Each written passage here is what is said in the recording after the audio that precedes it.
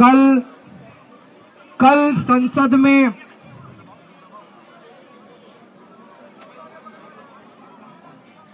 संसद में देश के गृह मंत्री अमित शाह जी ने बाबा साहब अंबेडकर का बहुत अपमान किया,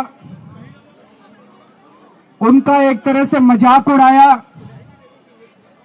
उन्होंने कहा अंबेडकर अंबेडकर अंबेडकर कहने से कुछ नहीं होगा, इससे अच्छे भगवान का भजन करो तो हो सकता है स्वर्ग मिल जाए।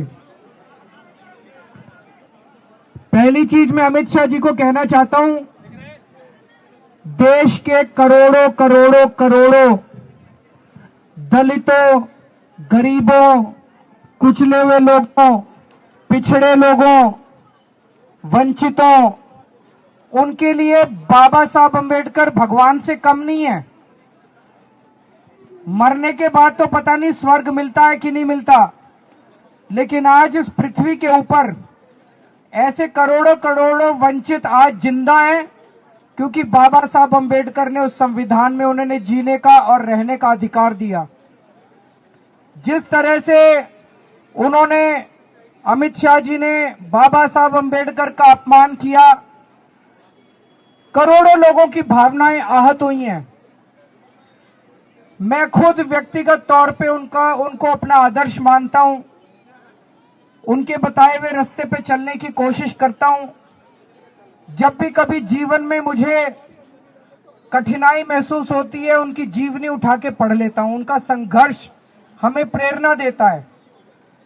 केवल मेरे लिए नहीं, आम आदमी पार्टी भी बाबा साहब अंबेडकर के जीवन और बताए हुए रास्ते पे चलने की कोशिश करती है। और मेरे जैसे करोड़ों लोग हैं जिनके आदर्श हैं बाबा साहब अंबेडकर, उन सभी करोड़ों लोगों की भावनाओं को आहत किया है अमित शाह जी ने। लेकिन आज जिस तरह से प्रधानमंत्री जी अमित शाह जी के समर्थन में उतर आए, उससे ऐसा लगता है कि जो कल अमित शाह जी ने कहा था वो भारतीय जनता पार्टी की एक सोची हुई रणनीति थी, जिसके तहत संसद में बाबा साहब अंबेडकर का अपमान किया गया।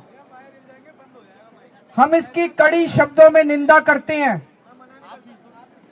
अब यह साफ हो गया कि भारतीय जनता पार्टी बाबा साहब अंबेडकर के खिलाफ है, संविधान के खिलाफ है।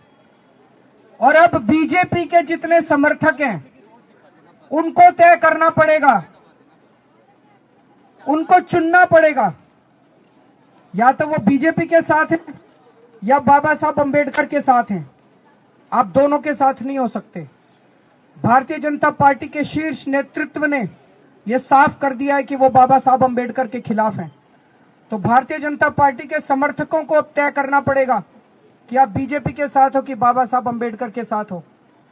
हम मांग करते हैं कि अमित शाह जी के खिलाफ सख्त से सख्त कार्रवाई की जाए, ताकि जितने लोगों में रोष है वो रोष खत्म तो नहीं हो सकता, लेकिन वो गुस्सा कम हो सकता है अगर उनके खिलाफ सख्त कार्रवाई की जाएगी। तो हम देश के कोने कोने में इस संदेश को लेके जाएंगे, इस बात को लेके जाएंगे कि किस तरह से भारतीय जनता पार्टी और किस तरह से उनका शीर्ष नेतृत्व बाबा साहब का अपमान कर रहा है।